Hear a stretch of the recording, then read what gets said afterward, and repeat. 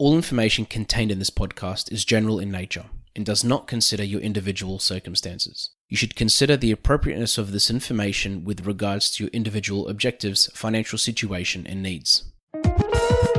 Welcome to Sharing More Than the Sheets, a podcast to help you and your partner make better financial and lifestyle decisions so that you can both focus on the things that you love. I'm your host, Michael Curry, financial planner, green thumb, husband, and just dad.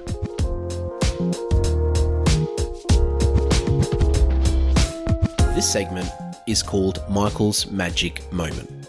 It's my opportunity to play a little snippet from one of our previous episodes, which resonated with our listeners, that I received feedback from, or I felt really had an impact on some people's lives. Hope you enjoy.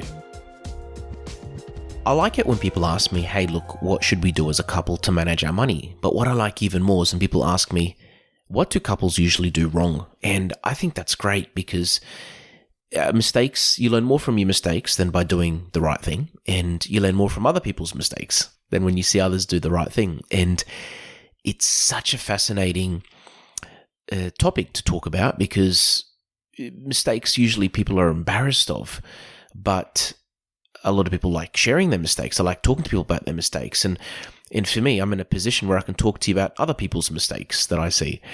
And in this episode, I go back to a lot of, it's just some very basic things, but things that I see regularly that couples are making, mistakes that they are making with their money.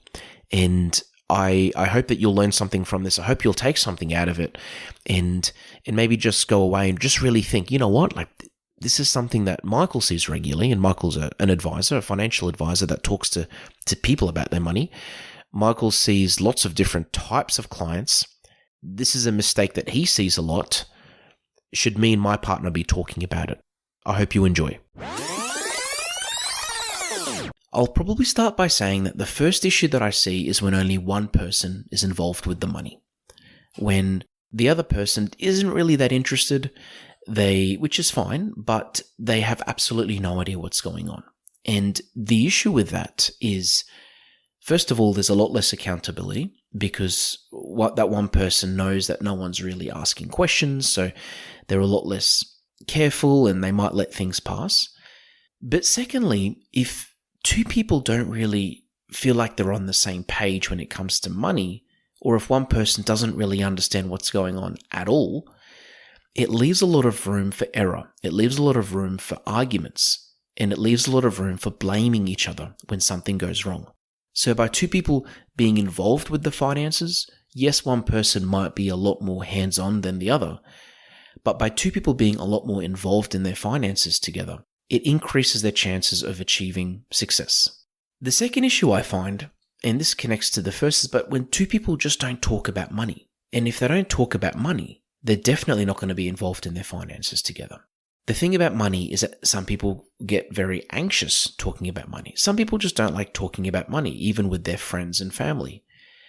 But the issue is when you ignore a particular topic in your relationship, whether it's money or whether it's anything else, it leaves this uncertainty or this gap in not just your relationship, but in your daily life. Now, I am not a relationship expert in any way, shape, or form.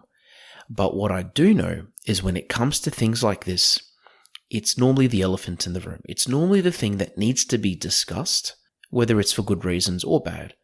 But it's the thing that couples many, many times, I see this all the time, they just avoid talking about it. The third one is not having a budget or a plan. Now, having a budget, having some form of structure in the way money's being managed is so important because it reduces disagreements. It creates a process, it creates a habit, and it builds good behaviors because when you have a structure, when you have something like that in place, whether it's one person or two people, it's more likely to be followed compared to if there's no budget at all and every week or every month things are just being done willy-nilly. The way things are just, essentially couples are just trying to get things across the line, playing catch up, robbing Peter to pay Paul.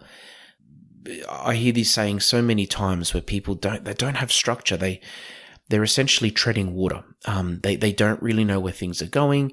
They're being a lot more reactive than proactive. which is not a very good thing, especially when it comes to money and bills and that month in the year where you get most of your bills all come in one hit. If you're just going to be reactive when it comes to that, it makes it so much harder, not just to manage your spending and your saving, but also just to manage your bills and to make sure there's always going to be money there to cover your bills.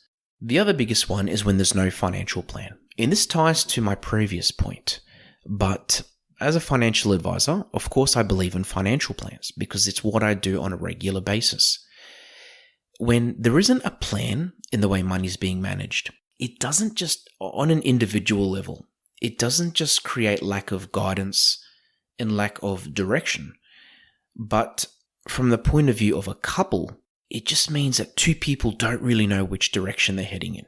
And when two people aren't on the same page, or if they don't know which direction they're heading in, it can cause a lot of conflict because one person might think they're doing this and the other might think they're doing that. At the same time, when two people aren't on the same page, it also creates arguments because one person might have the goal to just pay down the mortgage as fast as possible, but the other person has the goal to just spend as much money on travel as they can before they have kids. When there's a plan, it makes it a lot easier to stick to something, and it also makes it a lot easier to have trade-off discussions with each other because you can both talk about your goals, again, ideally with a financial advisor, but you can talk about your goals, lay them out, work out what is more important than what is going to be the higher priority, and what goal is money going to be funneled towards before the others.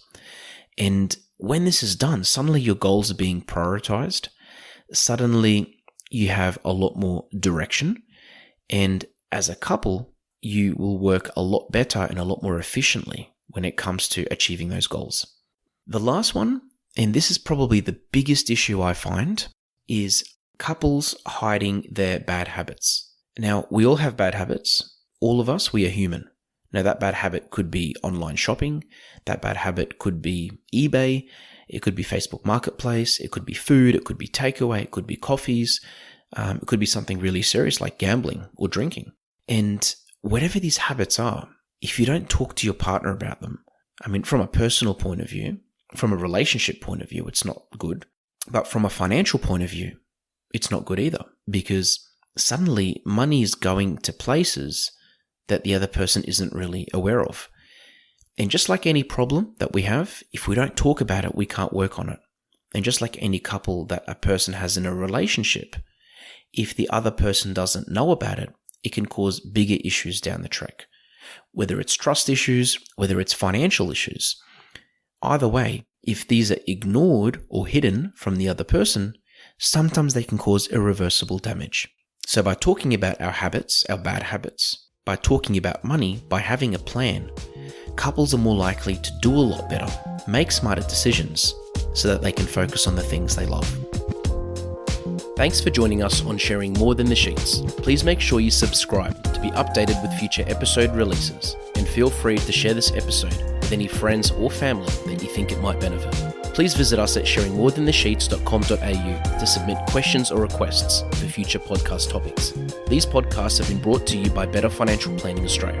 To book a 15-minute phone chat, visit betterfinancialplanning.com.au.